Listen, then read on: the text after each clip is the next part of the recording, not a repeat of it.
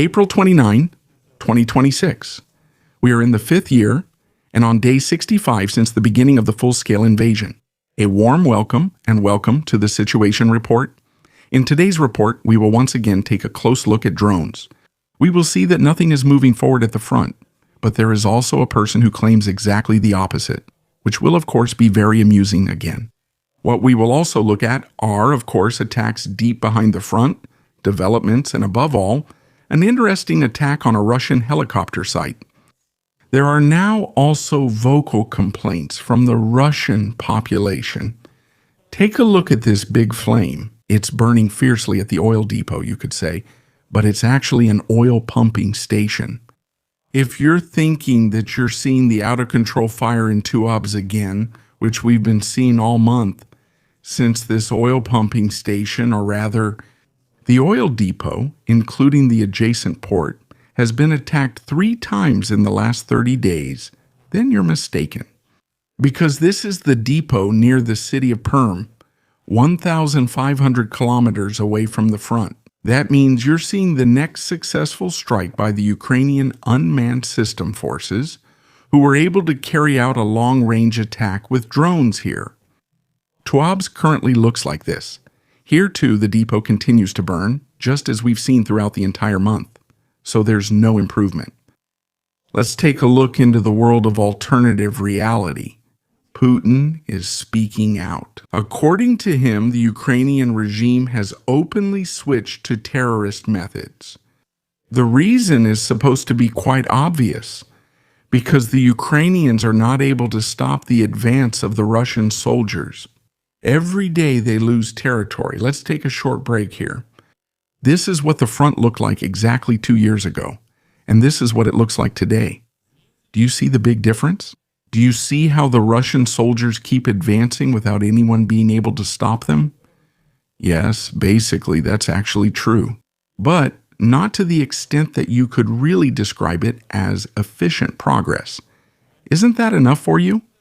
Then take a look at this graphic here. Russia had occupied less territory in March 2026 than at the beginning of the invasion in February 2022. So ultimately they suffered losses. And if we see that the Russians were able to capture about 2,000 to just under 3,000 square kilometers every 2 years, then it will take another 2 years before they reach the level of February 2022 again.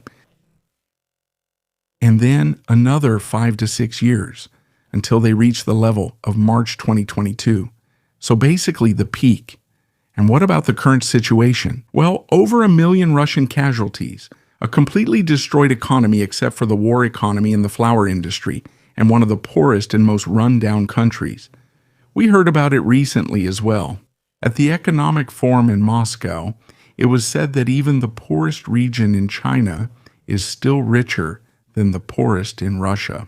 And we all know that in Russia, the average income is about 800 euros per person. And if we look outside the big metropolises, which are all very close to Europe, Russian towns usually look like this. Of course, all of this has its own charm. However, it shows the reality behind the way Russia likes to present itself. And of course, at the expense of the Russian population. And at the top sits someone who has gathered a band of incompetent yes-men around him, who don't dare to tell him the truth openly because they're afraid of the consequences. That's why Putin repeats what they feed him. I don't blame Putin for this complete misjudgment. It's much more his circle of yes-men, which he created himself and which will ultimately be his downfall. You'll probably see it. Because he can't act if he doesn't even know he needs to act. In the end, of course, it's good for Ukraine. And what is it supposed to be anyway? What kind of terrorist activities or methods have there even been? Attacks on energy infrastructure, for example. Russia does that too. So he's indirectly admitting that Russia is carrying out terrorist activities. And that was long before Ukraine even developed the ability to hit Russian targets. And if you want to deny that, it would only mean that it was an act of war and not an act of terror. No matter how you try to spin it, you can't avoid ending up in hypocrisy. According to him, of course, that doesn't change anything at all. It makes no difference no matter how many times the Ukrainians attack. By the way, that's exactly what I would always claim if things were going badly for me. So, for example, whether you subscribe or not also makes no difference to me. See, obviously a lie, but deliberately presented to the outside world.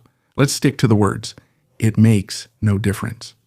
Of course it does. This whole war actually makes a huge difference. In fact, such a big difference that the victory parade on the 9th May gets more and more scaled down every year. First, no more tanks, then no more high-quality vehicles, then no more civilian guests allowed at the parade grounds. And now, no more vehicles participating in the parade. You heard that right. Because the Russian Ministry of Defense has confirmed that military equipment will not participate in the parade on Red Square this year. They explained the change by citing the so-called operational situation. So you see, from taking Kyiv in 3 days to Ukrainian attacks influencing the parade in the safest city in Russia, only a few months have passed. But what else can we expect? Rather than traditional military formations, mainly military academy representatives are expected to participate. Leaders are reportedly absent, according to their statements. Several elements that are usually considered a fixed part, cadets, students, elite military academies, and especially larger columns with heavy equipment, those are missing. Why? Probably because they're all at the front. That's quite remarkable because these vehicles and units have played a central role in the past when it came to demonstrating strength and military capability. If these components are actually reduced or completely eliminated, it inevitably changes the impact of the event. So the focus shifts away from visible firepower or a symbolic display to a small parade with just a few personnel. Be sure to check out my new video after the situation report. You all know the Chinese drone swarms we've been seeing for years at major festivals or events in China. It was only a matter of time before they developed something for the military. In the video, you can see how the Chinese managed to launch almost 100 drones within 2 minutes, which can conduct reconnaissance, attack, and jam signals. They find and identify targets, even prioritize them, and then attack them one after another. So it's really a very interesting development that we can see here. I'm looking forward to welcoming you again later in the video for the second time today. This video from today shows a targeted attack deep behind the front lines. Ukrainian medium-range drones are said to have targeted a makeshift helicopter base. As you can see, several Russian aircraft were hit directly on the ground. Footage shows impacts on at least 2 different types of helicopters, including a transport helicopter and an attack helicopter. Such attacks illustrate how much the dynamics der Kriegsführung verändert hat. Areas that were previously considered relatively safe are increasingly coming within the range of unmanned systems. We've already seen this at the oil pumping station 1,500 kilometers away from the front. So what about helicopters that are only a few hundred kilometers away? At the same time, it becomes clear how precise these operations have become. For the affected units, this means above all one thing: there are hardly any safe rear areas left that are completely outside the danger zone. The footage of drone attacks on helicopters behind the front lines is also causing significant unrest, especially in pro-Russian channels, because the distance is crucial. Being hit more than 150 kilometers behind the line massively calls into question previous ideas of safe rear areas. The reactions are correspondingly critical. Many are asking the same question: how is it possible that such attacks can happen while at the same time domestic measures like internet blocks and restrictions on VPN services are justified for everyday security at the front? It sounds illogical, and it is, because the pretext was simply poorly chosen.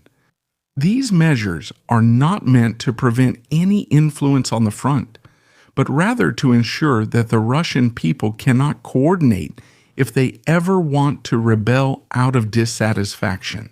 We can see for ourselves in Russia, everything is getting more expensive. Everything is getting worse, more or less. People notice that too. The war is dragging on longer every day. And even though many people still support the war, they are feeling its effects, especially in their own wallets. Of course, the Kremlin especially wants to prevent your own people from being able to coordinate, Because as I said, they could lose the war at the front and still present themselves as winners. Russia could also completely withdraw from Ukraine and simply claim that they won the war and that the special operation was a success. And they could hand over a deal to the Ukrainians and, for example, ensure that the Ukrainian military becomes 10% smaller. In return, they withdrew completely from Ukraine. You could also consider many other scenarios. You can always sell it to the people that you won something as long as you haven't been defeated militarily. But Russia can't do much if they lose to their own people. If the people get angry and rebel, then there will be a revolution, and this revolution is more dangerous than a loss at the front. Current events mostly show a different picture than what the Kremlin presents. Instead of creating more security, for many it seems as if these decisions have little impact on the actual threat. Who would have thought? The drones still reach their targets. That causes frustration and doubt. It's not just individual decisions, but the entire strategy behind them. Here, this user put it very well. The internet blockade is there so that the Russian people don't realize the situation at the front lines and can't properly understand the overall situation, while the Kremlin floods them with lies through the TV channels. But the Kremlin is still trying to hold on to power as much as possible, and for that, they also need the people behind them. And if they have to lie to the people and take away their ability to coordinate or to find out what's actually going on, then that's absolutely fine for the Kremlin. On the other hand, I think it would actually be good if they also started to reduce or completely block VPN services, because then they would end up in a kind of loophole where the people would get even angrier. We've seen that in many complaint videos from Russian citizens. In the end, another 5, 6, 7, or 8 million people could die in the war. That is completely irrelevant. But as soon as you take away their internet, or as soon as a beach is covered in oil again because an oil depot was blown up, then the fun really stops for them. And if Russia starts taking away their VPN services so they can't access many of their websites, sources of information, or communication channels anymore, then I think some Russians are still more willing to rebel than if the war continues as it has so far, or even gets worse. By the way, criticism of the digital restrictions in Russia is becoming more and more open now, and it's not just coming from outside. In recent discussions, authorities' actions are likened to an endless whack-a-mole game, with services blocked, apps removed, and platforms pressured. So it's not just about Telegram or some VPN providers, but about a lot more, a very wide range. Because Russia is trying to abolish everything that they could replace with their state-controlled app, namely Max. But as soon as one access point is closed, several new ways to bypass these blocks appear. This is especially clear right now with VPN services. Dozens of applications have already been taken out of service, but at the same time, new alternatives keep emerging. For many users, it's clear the technical measures don't really stop them. At the same time, major platforms are also finding themselves in a difficult position. On one hand, they have to comply with government regulations, but on the other hand, they don't want to lose their users. The result, a delicate balancing act that leads to constant dissatisfaction on both sides. That means even if Russia doesn't manage to block all VPN services and new ones keep popping up and being used, even if only for a short time, dissatisfaction still remains. Observers believe that this trend will continue to intensify. For an active part of the population, VPNs could soon become standard, as long as these services can still be used. So not just the exception, but also the normal way to access information. The greater the pressure, the more creative the solutions become. Their own servers, alternative networks, individual circumvention strategies.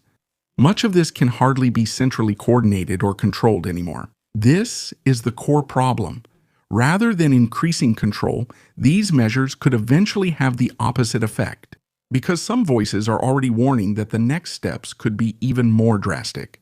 For example, strict laws or even the criminalization of certain technical tools. Just imagine ending up in prison for using WhatsApp.